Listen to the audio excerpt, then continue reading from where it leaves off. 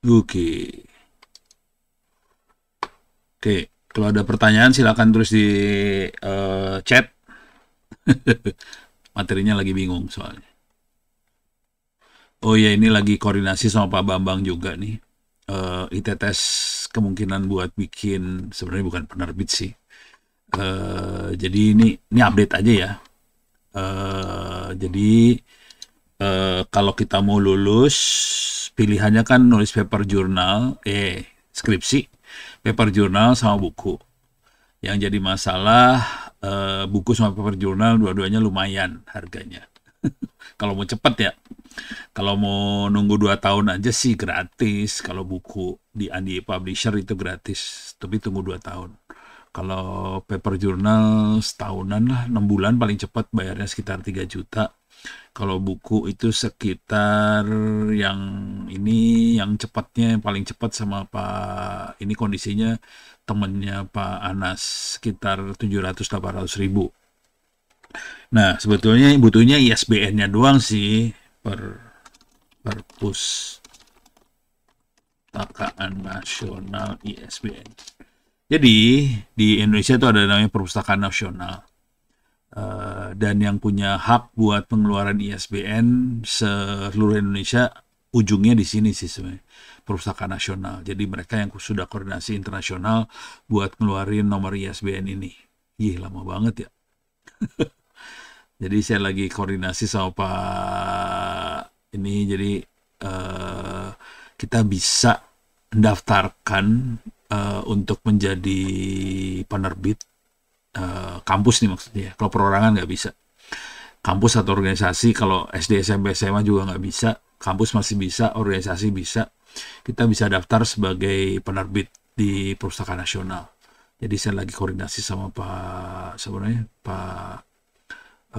Bambang supaya kita bisa ngeluarin ISBN. Kalau kita bisa ngeluarin ISBN, sebenarnya syaratnya cuma sederhana aja sih. Jadi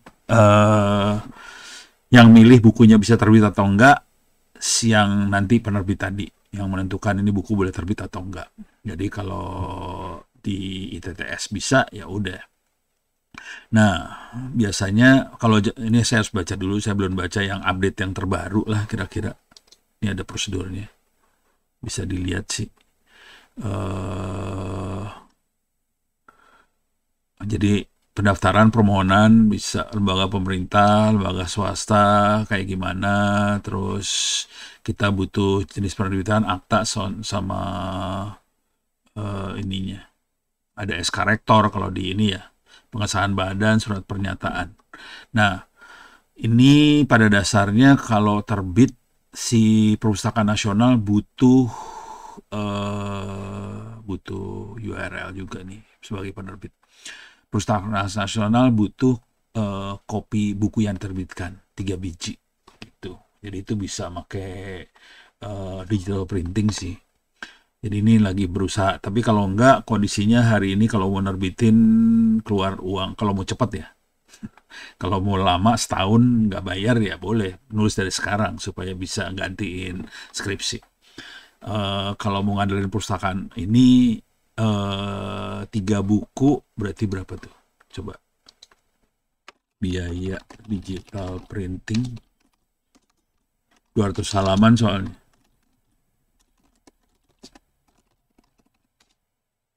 Halaman buku cepat ada harganya, biasanya mereka punya harga oke lah tuh. Uts, itu tadi ada 2000 perak apa berapa?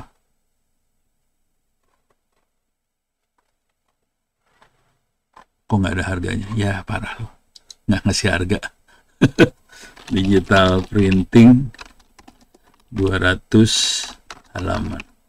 Iya ya, printing. Oke.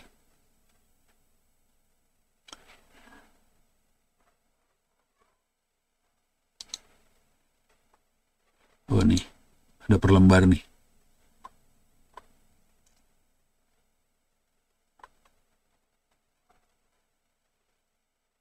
Nggak ada angkanya ya, nggak ada rupiahnya ya. Aduh, parah dah. Ya harus nanya dulu sih. Biayanya berapa per halaman. Mudah-mudahan ordernya order bangsa. Oh, mau cek nilai. Oke, ini tapi kira-kira gini ya. Nah, sekarang kita akan cek nilai ya. Open course, tes ACD.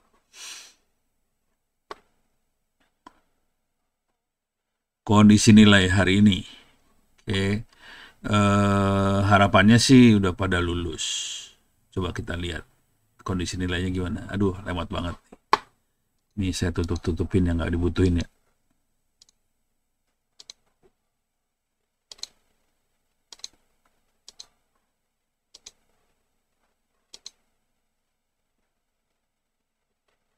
Ini Twitter, ini LinkedIn,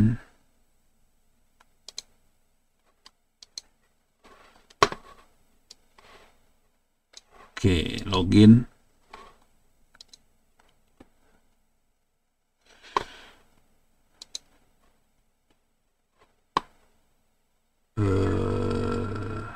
My course.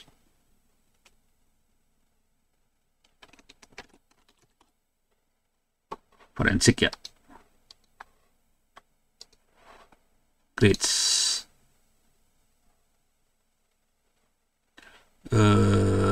Saya ini dulu aja lah. Ekspor dulu ya.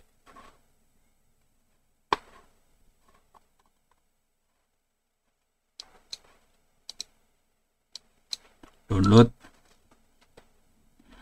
Kalau lihat di web suka rese.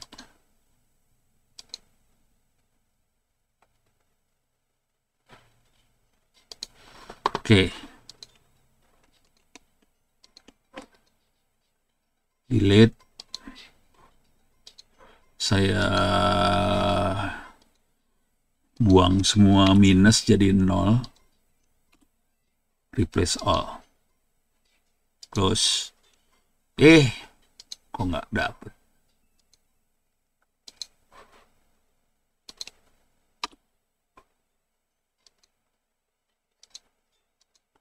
Oke.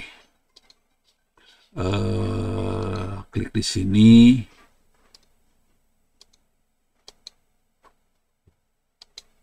Di freeze. Oke. Biar gampang.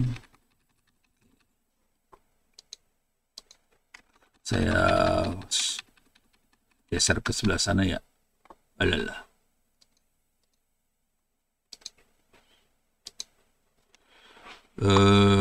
Sortir. Extended version. Oke. Yang bermasalah dari sini ke bawah. Yang oke yang sini ya. Sini sampai sini.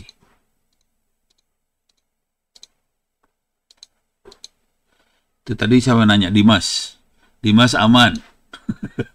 Udah 91. Oke. Saya kasih warna hijau. Nah, ini aman nih hijau nih. Jadi Dimas aman, Nofri aman dari dulu udah aman Nofri. Ini aman semua nih.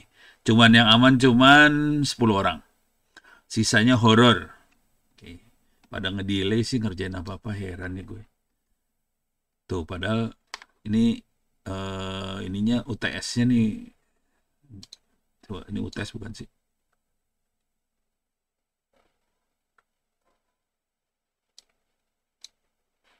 Oh bukan. UTS-nya mana nih UTS? Ini dia UTS. Tuh sebetulnya sampai sini harusnya ngerjain UTS nih. Sampai 16 ya ngerjain UTS. Cuman pada nggak ngerjain UAS sih soalnya ya sudah. Pada ngedelay ya udah. Hati-hati karena akhir bulan ini, kalau nggak salah ya bulan ini ya. Atau akhir Agustus, lupa. Pokoknya kalau nilai harus masuk, bukannya apa-apa. Karena nilainya akan masuk ke Diknas. Jadi Diknas sekarang punya database semua mahasiswa satu Republik Indonesia, nilainya berapa, dan kampus wajib masukin ke Diknas. Jadi nggak ada yang namanya orang bayar kampus buat dapat ijazah sarjana gitu tanpa kuliah, nggak mungkin. Jadi sekarang nggak mungkin kayak gitu karena semua nilainya akan ke tracking sama Diknas. Kalau zaman dulu itu nggak ada gitu, kita nggak punya kewajiban buat ngelaporin ke Diknas, makanya bisa ada ijazah palsu dan sebagainya, lagi ribut tuh. Kalau sekarang susah karena harus lapor ke Diknas semua. Yang jadi masalah adalah kalau mau perbaikan nilai, kita pusing buat perbaikan nilai karena waktunya ngikutin Diknas. Jadi kalau nilainya jelek, data udah keburu dimasukin ke Diknas, nggak bisa benerin lagi. Jadi harus ngulang tahun depannya lagi. Jadi saran saya, tolong kerjain. Ini saya tahu Voentra itu ngerjain buku, cuman dia belum masukin ke saya ininya sih. Bukunya udah jadi, udah terbit, tinggal surat dari penerbitnya belum dikasihin ke saya. Kalau udah suratnya terbitin, Voentra nilainya lebih gede daripada semua sih. Karena bisa di set manual nih nilainya. Jadi saya dosennya bisa nge-set manual sebetulnya. Itu ya. Jadi kalau mau gampang ngerjain buku sih sebenarnya. Jadi nilainya nggak kayak gini sih sebenarnya. Jadi Voentra walaupun nilainya cuma 8, dia sebenarnya nulis buku dan bukunya selesai. Gitu dan akan terbit. Oke. Ada lagi yang mau ditanyain selain nilai? Jadi cuma 10 orang nih yang lulus ya. Parah. Masih ada waktu seminggu lagi apa buat itu. Aman? Nggak ada? Coba. Untuk urusan forensik, kerjaan yang paling rewel adalah nanti audit ya. Audit keamanan jaringan. Itu ISO 2701. Oke. Terus biasanya nanti kalau forensik yang agak parah adalah, bukan parah sih sebenarnya, kebanyakan kerjaan forensik udah saya jelasin yang minggu lalu, kebanyakan bukan hardcore seperti yang saya terangkan, tapi lebih banyak softcore. Sarannya coba baca-baca buku saya yang ini nih, s.id ini. Oke, s.id free OEP e-books, kita cari SRS. Ini dia. Saya copy paste ya.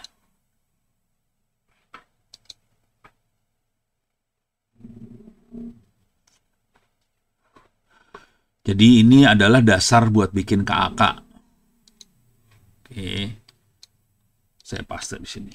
Nah, tuh, dah. Kita baca dulu ya. Jadi kalau terutama pemerintah ya, kalau pemerintah bikin dokumen buat lelang, apakah itu aplikasi, software dan sebagainya, mereka pasti minta konsultan buat bikin software requirement specification, sama syukur-syukur bisa ada function specification document. Jadi ada SRS, ada FSD. Oke, ini saya nulis. Jadi ini nanti di dalamnya ada kayak ginian deh.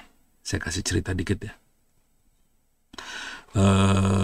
Kita harus jelasin tujuan ruang lingkup, deskripsi fungsi yang perlu ada di dalam software itu, ada kebutuhan yang non-functional, terus juga interface, terus batasan asumsi. Nah itu yang SRS. Terus SSD kira-kira mirip, cuman FSD lebih banyak ke alur kerja sama proses yang ada di software tadi, gitu ya. Ini ada langkah-langkah buat nyusunnya kayak gimana, nyusun SRS gimana, FSD gimana. Oke. Terus alat bantu yang bisa kita pakai buat nyusun SRS FSD apa, terus juga contoh kasus. Kita langsung lihat hasil akhirnya aja kali ya. Oke. Prosesnya. Ini bukan contoh, ini prosesnya ya. Contoh SRS-nya bisa kelihatan nggak? Wah, ini soalnya 100-an halaman. 100 berapa tuh? 100 hampir 20-30 halaman. Lumayan. Sorry. Saya buka aja ya. Saya ke paling bawah aja. Oke.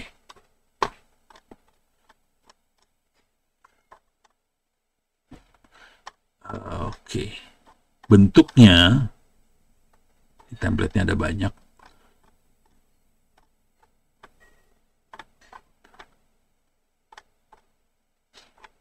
Ini mah istilah.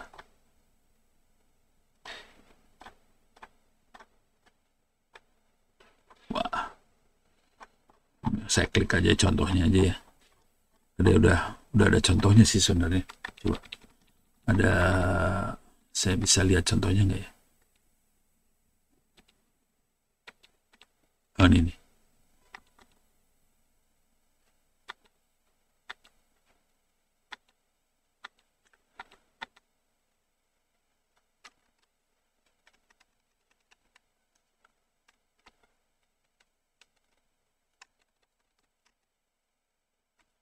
Ini udah terlalu dalam.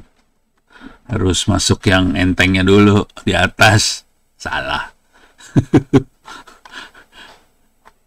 Ini terlalu atas. Coba saya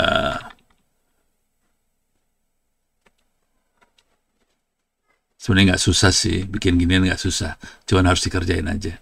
Ini ya, ini FSD.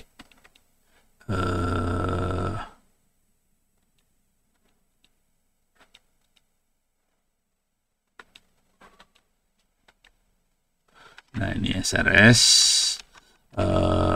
Buat dapetin datanya kita pakai wawancara, observasi, questionnaire segala macam. Udah gitu kita perlu analisa kebutuhan, bisa pakai tool, terus juga bisa mapping dari cerita dari orang-orang. Oke. Nah, untuk prototyping antar mukanya bisa pakai ini. Jadi si interface-nya perlu kita bikin mock-up-nya, prototype-nya, bohongan lah kira-kira. Nah, udah gitu mulai bikin SRS-nya. Oke, kita identifikasi kebutuhannya kayak gimana, pakai wawancara segala macam. Udah dapat kebutuhannya, bikin dokumennya. Nah, dokumennya kayak gini sih sebenarnya intinya.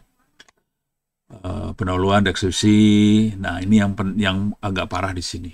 Fungsi apa aja yang harus disediakan sama aplikasi, terus juga nanti mockup-nya seperti apa, terus kita kasih tahu kebutuhan teknisnya seperti apa. Oke. Ini contohnya, ini contoh dari dokumen SRS ya. Tujuannya buat apa, ruang lingkupnya segala macam, kemudian deskripsi umum, penggunanya apa, terus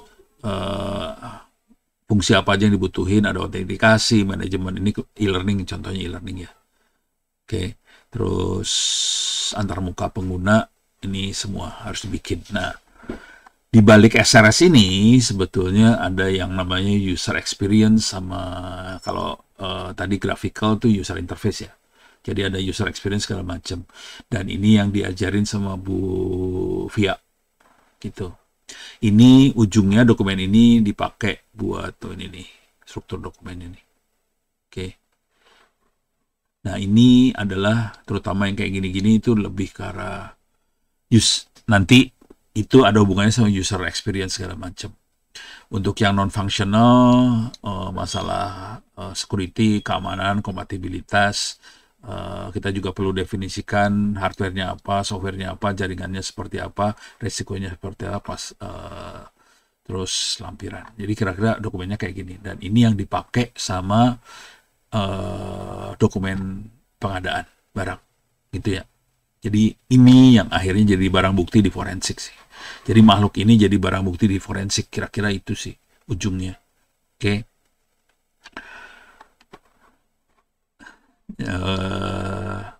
Kalau kita ilmu ini adanya di ilmu-ilmu yang kayak ginian ya. Kalau mau dapat sertifikatnya untuk kayak ginian, biasanya ini sistem analis sih.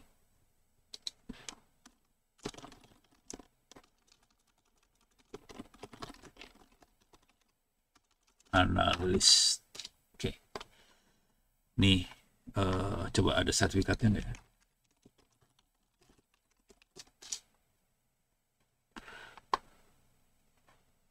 Profesi dari BNSP langsung. Sertifikat IT Sistem Analis. Ini ada.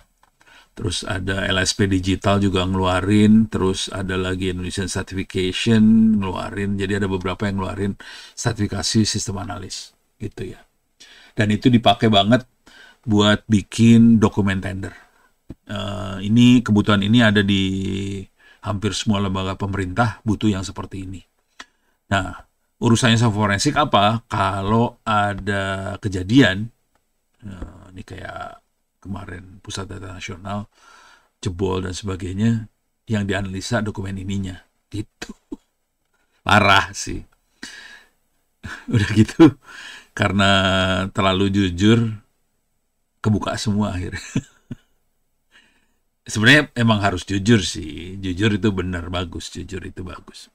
Cuman yang perlu kita perhatikan adalah waktu kita bikin dokumen, kita harus memperhatikan bahwa kita memenuhi peraturan.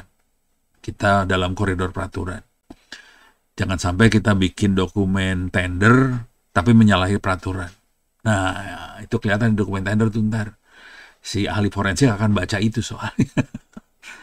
Langsung kalimatnya kan gini, peraturannya kayak gini loh. Ini nggak masuk dalam peraturan yang dibikin gitu. Ini yang jadi masalah kan, yang bermasalah pemerintah. Yang bikin peraturan juga pemerintah juga kan, jadi seru. Jadi ceritanya seru. Ini urusan yang ini seru sih ceritanya. Gitu. Oke. Jadi kalau kita sebagai orang yang bikin dokumen SRS atau FSD tadi, nggak bisa kita hanya bikin dari ilmu IT aja. Jadi waktu kita bikin, kita perlu punya pengetahuan tentang aturan apa aja yang harus dipenuhi sama si aplikasi yang mau ditenderin tadi. Aturan yang agak fatal hari ini adalah TKDN misalnya, tingkat komponen dalam negeri ya, tingkat kandungan dalam negerinya berapa persen gitu ya. Jadi TKDN itu penting banget. Terus juga kepemilikannya, software itu statusnya gimana, apakah license kita harus bayar berapa, terus pemilikannya siapa yang milikin si software tadi. Apakah pemilikannya tetap di vendornya atau kita punya software tadi. Kalau punya software, lisensinya ada matinya nggak? Kalau kita nggak punya softwarenya, lisensinya mati kan berabe urusannya. Gitu. Dan ini kejadian sama Nadiem. Nadiem itu 10 triliun buat Chrome ya. Dan Chrome-nya mati sekarang. Karena lisensinya habis. Yang normal sih lisensinya nggak mati. Cuman entah kenapa waktu Google-nya ngeset, dikasih timer tuh 3 tahun doang kalau nggak salah. Ya sudah. Sekarang mati, bingung memperpanjang lisensinya. Gitu. Karena kan 10T. Nah, pening kepala dah lu urusannya. Jadi itu urusan kayak gitu-gituan harus kita sebagai yang bikin atau konsultan yang nanti bikin SRS, dokumen tender tadi, harus hati-hati. Soalnya itu kena loh, si konsultannya bisa kena. Gitu. Kalau saya jadi konsultan seperti itu, biasanya cari aman. Cari aman tuh gini, saya biasanya tidak akan merekomendasikan software proprietary. Jadi saya pasti rekomendasinya open source. Kalau open source aman semuanya. Kita nggak bayar lisensi, bayarnya juga dikit. Terus kalau mau gelo mah bisa selamanya lah kayak gitu. Cuman karena vendor-vendor proprietary itu lebih kuat duitnya, biasanya mereka bisa nyumpal si kementerian lembaga supaya pakai proprietary aja. Kita open source disingkirin gitu. Ya sudah, kita mah rezeki mah dari tempat lain juga masih banyak ya. Jadi gitu ceritanya. Jadi akhirnya mereka pakai proprietary. Cuman akibatnya kejadian yang terakhir, beberapa kejadian terakhir udah pada pening semua. Kayak kemarin saya diminta SKK Migas buat di panel diskusi ngomong ini SKK Migas ya. SKK Migas kan punya duitnya banyak ya. SKK Migas duitnya banyak karena mereka megang minyak, bensin, dan sebagainya. Jadi duitnya banyak sih, tapi ternyata sakit kepala kalau dia harus pakai proprietary. Jadi waktu panel saya dibisikin sama bos-bosnya SKK Migas, Pono nanti di panel ngomong supaya semua Pertamina Hulu pakai open source ya. Gitu. Dibisikin kayak gitu. Ya saya mah enteng kalau ngomong kayak gitu ya. Cuman ya mereka nggak berani ngomong, soalnya mereka takut dimusuhin vendor. Kalau nama nggak peduli, orang gue udah jadi musuh dari dulu. Jadi kondisinya gitu. SKK Migas, Kominfo, kementerian lembaga banyak yang pening kepala kalau dia harus pakai proprietary gitu. Jadi ada kecenderungan buat pindah sih sekarang gitu. Cuman pindah pada takut sama ini sih, orang. Nggak ada orangnya yang bisa ngoperasiin open source-nya, pada takut di situ. Makanya kondisinya kemarin, sorry ngomongnya rada geser kemana-mana ya. Kemarin teman-teman, ini kan waktu kemarin si Ubuntu, si Vali sempat ngadain bootcamp kan sekali. Nah mereka udah bisik-bisik ke saya juga, kayaknya mau ngadain bootcamp lagi karena mereka lagi butuh orang lumayan gitu. Jadi buat teman-teman yang belum punya kerjaan, ini semua rata-rata kalau yang sore ini kan udah pada kerja semua ya. Jadi kalau mau bisa ikutan bootcamp lagi.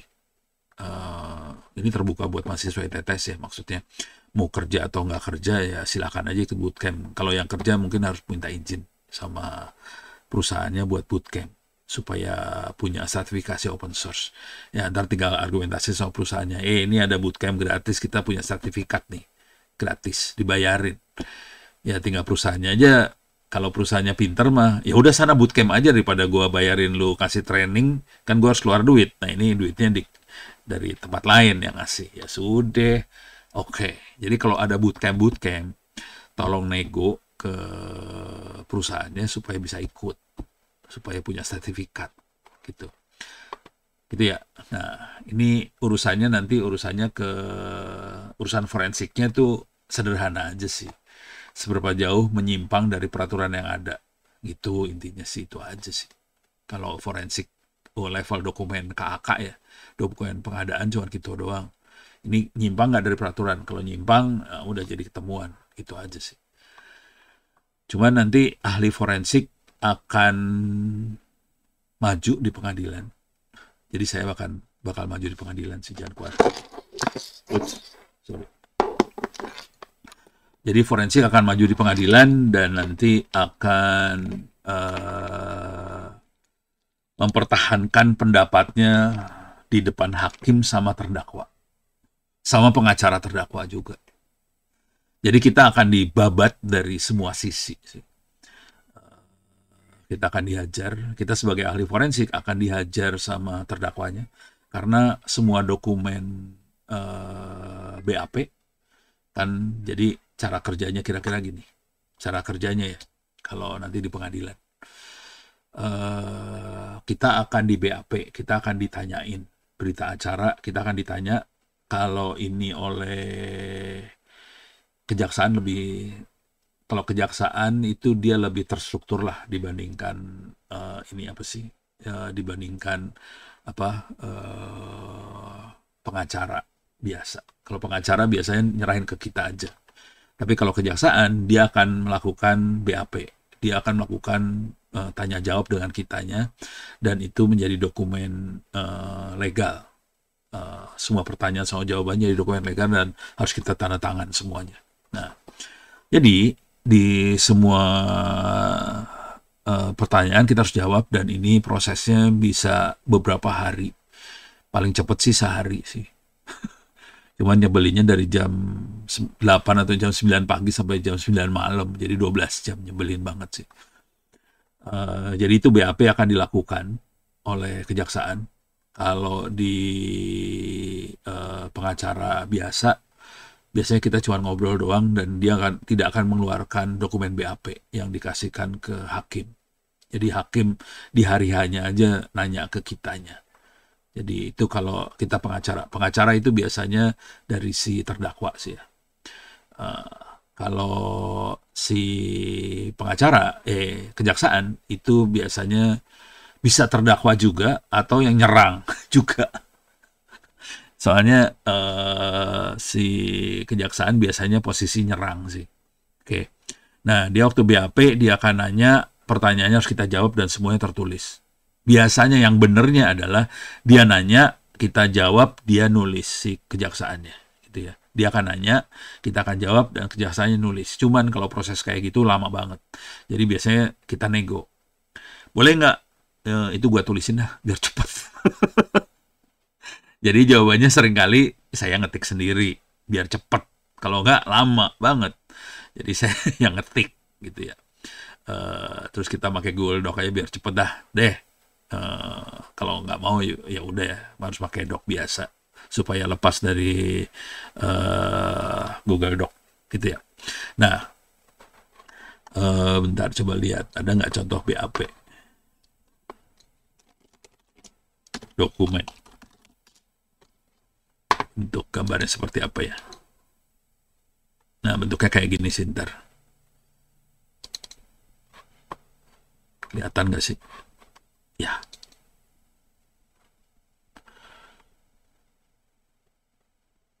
Nah, ini ada berita acara pemeriksaan, tanggal sekian, apa segala macam, pertanyaannya apa, jawabannya apa. Ini satu pertanyaan, nih jawaban satu.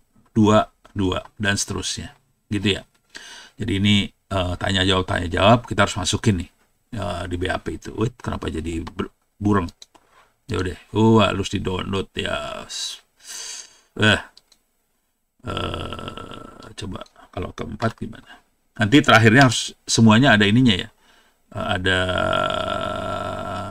Ada paraf dan ujungnya kita tanda tangan. Nah, untuk BAP ini biasanya mereka akan nanya identitas kita, CV-nya kita, pendidikannya kita, pekerjaannya kita seperti apa. Tapi pendek aja lah.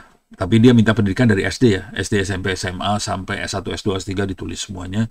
Cuman dia nggak minta ijazah sih. Jadi pendidikan, terus pekerjaannya apa, tahun berapa apa, tapi singkat aja. Oke. Nah, terus sudah punya itu semua, dia minta identitas juga, KTP apa semua di-scan, dimasukin ke dokumen BAP-nya tadi, gitu ya. Bentuknya kayak gitu yang tadi, persis. Oke, jadi bentuknya kayak gini tadi ya, kayak gini nih. Tapi pakai Doc sih ntar. Pakai Doc, Google Doc sih. Oke, bisa lihat. Ini masuk yang ini tadi. Oh, ini beda nih. Ini bahaya nih. No, ini ada nipnya orang segala macam parah. Kalau ini mah berita acara pembayaran beda. Alah, bukan yang ini, bukan pembayaran, kacau. Berita acara yang benar yang tadi, yang pertama, yang ini ya. Yang ini yang benar. Nih. Yang benar. Oke. Nah, kadang-kadang ini kalau orang kejaksaannya, penyidik kejaksaannya rajin, pertanyaannya dia yang bikin semua. Kalau dia rajin. Rajin artinya gini, si penyidik baca kasusnya, udah benar-benar baca dan dia mendalami banget kasusnya dan dia bikin pertanyaan gitu. Kalau kejadian sama saya juga kadang-kadang kejadiannya gini sih. Saya lihat ada satu masalah yang nggak ada pertanyaannya, saya bikin jawabannya sih. Jadi kadang-kadang kita bisa sampai tahapan kita yang bikin jawaban, udah gitu kita kasih saran, nih bikin pertanyaan yang kayak gini, biar saya bisa jawab kayak gini. Gitu. Jadi BAP bisa dua arah sih sebenarnya. Tidak harus kejaksaan doang yang nanya. Kadang-kadang kita yang bikin jawaban, terus sana yang bikin pertanyaan. Gitu. Jadi bikinnya kayak gitu. Kalau di KAK, dokumen tender segala macam, kita sebagai orang IT biasanya kejaksaan punya masalahnya satu dia urusan aturan memang. Yang kedua istilah-istilah. Jadi dia nggak ngerti istilah-istilah IT. Itu kan dia bukan orang IT kan, dia orang hukum, dia nggak ngerti IT. Jadi seringkali dia minta diterangin istilah-istilah itu. Makanya saya akhirnya bikin buku ini sih. Akhirnya bikin buku sih. Parah ya. Untuk jawab urusan kejaksaan, Ono bikin buku aja biar gampang. Jadi di sini ada pusat data.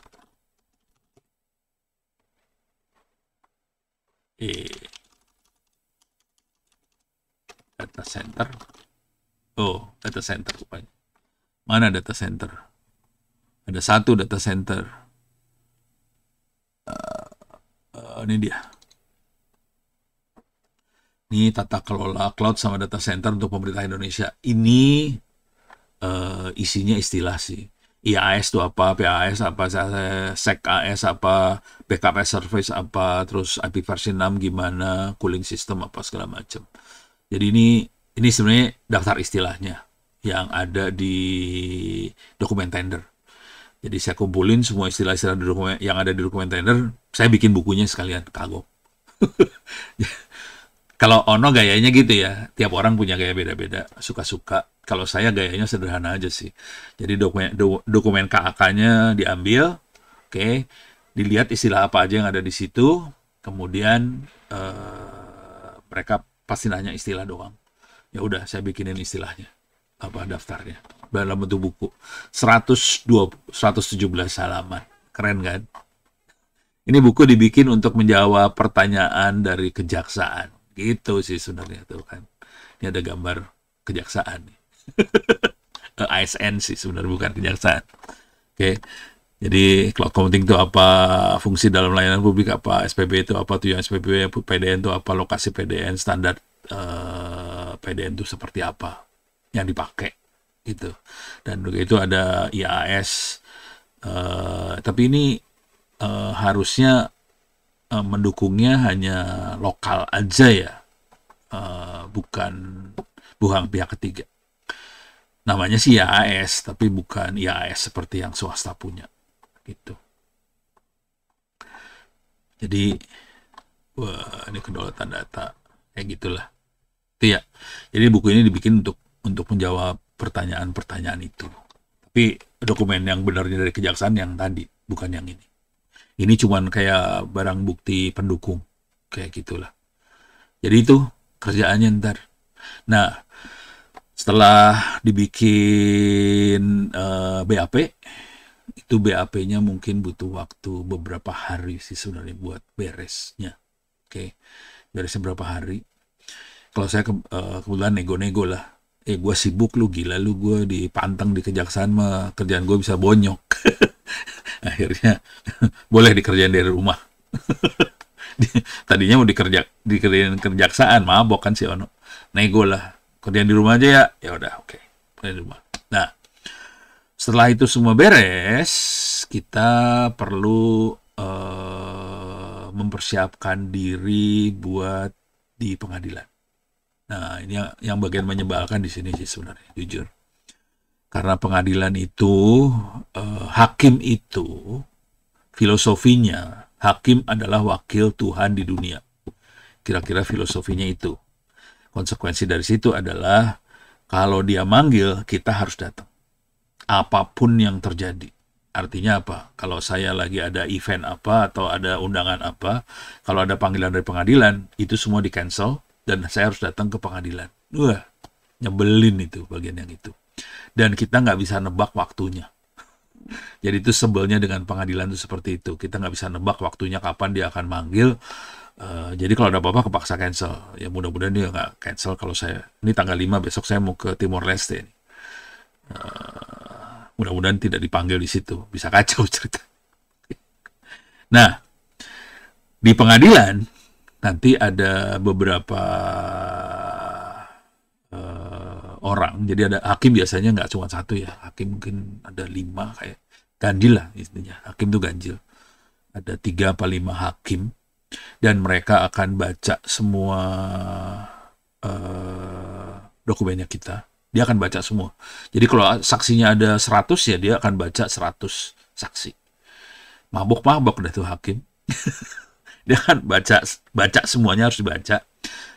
Kemudian ada kejaksaan yang menuntut. Kemudian ada pengacara biasanya kejaksaan sama pengacara akan berdiri di dua sisi yang berbeda ya. Jadi kalau kita ngelihat pengadilan dalam bentuk U, coba ada nggak ya tata ruang pengadilan?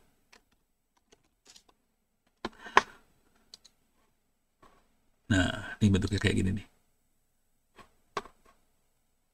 Iya. Jadi hakim akan di sini. Di sini ada 3 nih. Kalau ini gambarnya 3. Tapi tergantung sih. Biasanya kalau nggak, pokoknya ganjil lah 3 atau 5. Nah, di sini ada yang penuntutnya, kejaksaan dan teman-temannya. Di sini ada pembelanya, pengacara dari si terdakwa. Di sini terdakwanya. Oke. Di sini penonton. Penonton nggak boleh banyak cincong, duduk, diem. Nggak boleh apa-apa. Pokoknya penonton diam aja lo, jangan banyak cincong aja, udah di situ diem duduk. Oke. Nah, kalau nggak terdakwa, saksi yang duduk di sini tergantung, bisa terdakwa bisa saksi. Kalau lagi jadi saksi ya duduknya di sini juga sih sebagai saksi, gitu ya. Nah, kemudian ini hakim boleh nanya, pengacara, kejaksaan boleh nanya, si pengacara bisa nanya, terdakwa atau saksi dan sebagainya bisa ditanyain sama tiga-tiganya sekaligus. Jadi kita sudah di BAP, kita masukin dokumen, dokumen sudah dibaca sama hakim, mereka bisa nanyain apapun. Dan ini dokumen ini nyebar di antara mereka ya. Jadi dokumen yang kita bikin, kesaksian yang kita bikin akan nyebar di masing-masing yang punya kopinya, termasuk terdakwanya. Jadi kalau kita saksi buat saksi ahli, dari sisi kejaksaan ya terdakwanya akan baca dokumennya kita juga, selain hakim sama pengacara akan baca. Jadi mereka terbuka sih, maksudnya kalau jadi kita nggak boleh ngomong ngaco-ngaco. Cuman saya termasuk yang ngomongnya saklek. Saklek bukan arti ngaco ya, saya ngomongnya tegas banget sih kali, termasuk tegas sampai jaksanya pusing kepala. Gila lu, oke ya nggak apa-apa. Termasuk kategori tegas sih kalau ngomong gitu. Ya udah, gitu. Misalnya ada satu hal gitu ya, saya bilang ini berbahaya nggak? Saya akan ngomong sangat berbahaya. Gitu. Bisa sampai ngomong kayak gitu sih. Nggak semua orang punya keberanian untuk ngomong seperti itu. Oke, sangat berbahaya. Ini tidak baik gitu. Soalnya kadang-kadang, ini jujur dulu ya, kan kita semua saling kenal satu sama lain sih sebenarnya, terutama antara kalau di bidang IT telekomunikasi biasanya terdakwa saksi sama kita saksi ahli kenal satu sama lain sih di dunia profesinya. Konsekuensinya kalau kita terlalu sadis ya kita akan jatuhin orang, itu aja yang bahayanya itu ya. Kalau saya biasanya urusannya lurus-lurus aja ya, kalau kita lurus ya nggak masalah gitu. Kan terdakwanya yang tidak lurus. Ya apa boleh buat lah, kita harus ngomong apa adanya ya, ini berbahaya. Kalau kita jadi sebagai seorang ahli kita harus berani ngomong bahwa oke, settingan seperti misalnya kita settingan firewall atau apa ya, settingan ini berbahaya karena bisa disusupi oleh hacker. Nah itu harus ngomong, nggak bisa kita ngomongnya plain-plan, nggak bisa. Jadi kita harus ngomongnya harus saklek sih di dunia yang kayak ginian gitu. Ini beruntungnya gini, kita kira beruntungnya. Kalau saya boleh saran ke Anda semua, kalau bisa ilmu didalamin beneran. Jadi ilmu IT itu dalamin beneran, bukannya apa-apa. Oke. Ini biasanya jaksa, hakim, pengacara itu rata-rata orang hukum dan mereka tidak mengetahui ilmu IT. Jadi 3 sisi biasanya tidak tahu ilmu IT. Jadi kita selamat. Kita mau ngomong apa adanya, ngomong apa aja, 3 sisi nggak ada yang tahu sebetulnya. Oke, yang ngerti cuman di terdakwa atau saksi yang lain. Mungkin mereka ngerti. Cuman biasanya kalau kita sudah sampai level-level atas, apalagi ini kalau udah perkaranya perkara korupsi atau apa segala macam, rata-rata yang duduk di kursi ini adalah orang-orang top manajemen. Oke. Jadi top manajemen rata-rata mereka jago di sisi manajemen gitu. Tapi kalau skill dari data tersebut, kok ada bocoran sih? linear regresi Ini dari mana sih? Oke, jadi kalau di level top management, biasanya mereka tidak kemampuan IT-nya nggak dalam-dalam banget. Mereka rata-rata lebih jago di urusan manajemen, ngatur ngatur program, ngatur proyek, itu jago lah. Tapi kalau udah detail teknisnya itu anak buahnya yang jago. Nah, kita agak menang di situ. Jadi saran saya tetap kita fokus ke dunia IT benernya. Kalau mau main forensik ya, harus fokus ke dunia IT benernya. Dan kita sebaiknya ngomong yang lurus. Karena ini lawannya kayak gini sih sebenarnya. Itu. Kalau saya akan lurus ngomongnya. Cuek aja kalau gue nggak masalah. EGP. Lurus-lurus aja. Nah ini kira-kira kayak ginilah bentuknya. Oke. Tuh kan sama semua. Ini ada yang, ini 4. Ada 4. Ini 3. Pokoknya ini hakim dihormatin banget lah. Hakim dihormatin banget. Gitu. Ya mudah-mudahan lurus sih. Mudah-mudahan pakai doa. Walaupun banyak cerita-cerita yang horor sih. Gitu. Oke, jadi Anda akan masuk ke ruangan ini. Jadi itu konsekuensi harus ditanggung kalau kita mainan forensik ya. Dan ini bukan hanya dari sisi, ini swasta juga perlu pakai forensik ya.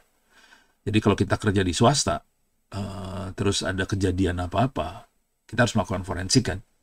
Untuk nemuin jebolnya kayak gimana segala macam. Dan kita harus bisa mempertahankan semua temuan kita. Paling minimal sih ke manajemen di kantor ya. Misalnya ini jebolnya kayak gini, berarti kita kurang settingan di sini-sini segala macam. Nah itu buat mempertahankan di manajemen di kantor. Tapi kalau sampai masuk ke ranah hukum, ya udah kita harus ngadepin kayak ginian sih. Itu. Intinya kalau kita lurus-lurus aja sih aman-aman aja sih. Gitu. Nggak usah macem-macem, nggak usah main-main lah. Cuman konsekuensi yang lurus adalah biasanya susah jadi kaya. Itu aja sih. Ya mudah-mudahan Anda semua siap lah. Daripada kita kaya udah gitu jadi terdakwa kan mana enak. Duit kaya punya puluhan miliar atau triliun di kantong tapi duduk jadi terdakwa udah itu dihukum di penjara berapa belas tahun capek mendingan enggak dah. Jadi itulah. Itu ya kira-kira ada pertanyaan ini buat ngasih gambaran aja dunia forensik dan ujungnya masuk ke pengadilan kayak gini nih bentuknya nih gitu. Oh ini yang pengadilan yang level ini, oh pengadilan agama nih, lebih kasihan sih. Persidangan anak.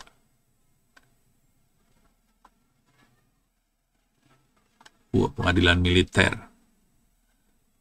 Ini jujur kalau kalau yang ada di kepala saya nih, yang ada di kepala saya nih. Hakim kan harus baca semua dokumen ya. Cuman saya kemarin nanya ke tetangga sebelah ini, kebetulan dia hakim agama sih, tetangga sebelah. Saya tanyain, ini kalau ada apa? Ada barang-barang bukti elektronik kayak screenshot WhatsApp segala macam, kamu pakai nggak sih? Dia ngomong terus terang aja, gue buang. Jadi yang sifatnya elektronik dibuang sama dia sih sebenarnya. Karena dia nggak bisa mempertanggungjawabkan keaslian dari si barang bukti. Gitu. Jadi ada masalah sih. Gitu. Oke, ada pertanyaan? Nggak ada? Aman? Saya lihat di chat kalau mau ngelarin suara juga silakan. Nggak ada ya? Oke, yang penting tolong ujiannya dikerjain. Terutama yang sudah ngerjain UTS, tolong diberesin. Anda punya waktu mungkin sekitar 2 mingguan lagi lah, 2-3 minggu lah maksimuman, kira-kira kayak gitu, supaya dapat nilai 90. Oke, kalau udah 90 udah aman lah, tapi kalau mau aman banget, kalau saya lebih suka kalau nulis buku sih sebenarnya. Oke, sudah waktunya buka, saya harus buka.